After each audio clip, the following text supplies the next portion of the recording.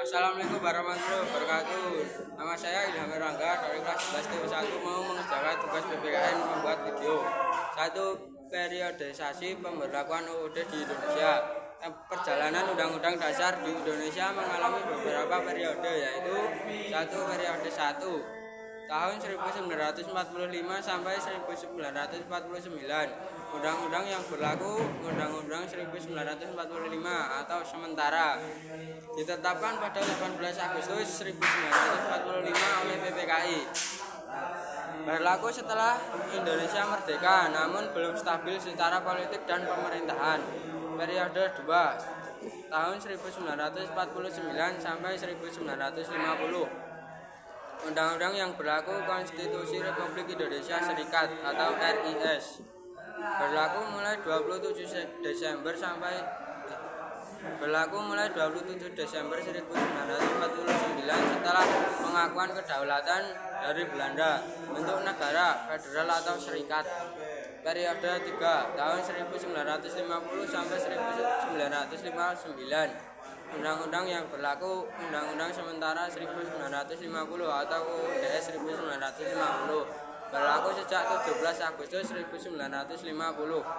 Bentuk negara kembali menjadi kesatuan tetapi sistem pemerintahannya parlementer. 4. Periode 4 1959 sampai 1998. Undang-undang yang berlaku kembali ke Undang-Undang 1944 melalui Dekret Presiden 5 Juli 1959.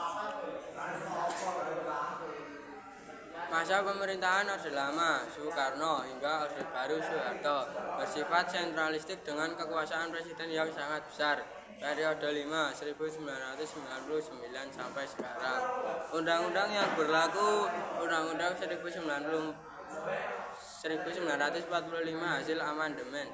Amandemen dilakukan sebanyak 4 kali, 1999 sampai 2002.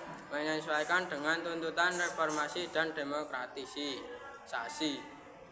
2. Latar belakang perubahan pada setiap periode. Periode 1945 sampai 1949. Latar belakang perubahan, tekanan politik dan diplomasi dengan Belanda.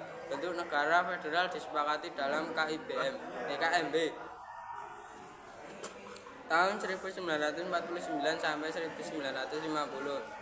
Latar belakang perubahan tidak sesuai dengan keinginan rakyat atau lebih memilih negara kesatuan.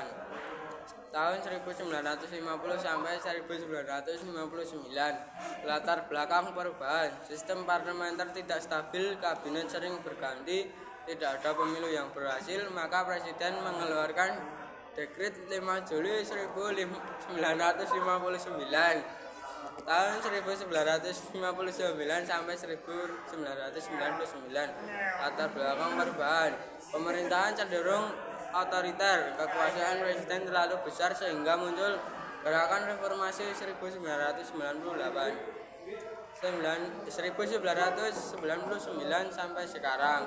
Tuntutan reformasi untuk demokrasi, pembatasan kekuasaan presiden, perlindungan HAM, dan penguatan lembaga negara. 3. Dampak negatif dan positif dari perubahan UUD. Dampak positif. 1. Sistem pemerintahan semakin demokratis. 2. Ada pemisahan kekuasaan yang lebih jelas atau eksekutif, legislatif, yudikatif. 3. Perlindungan HAM lebih kuat. 4. Rakyat lebih aktif dalam pemerintahan melalui pemilu langsung.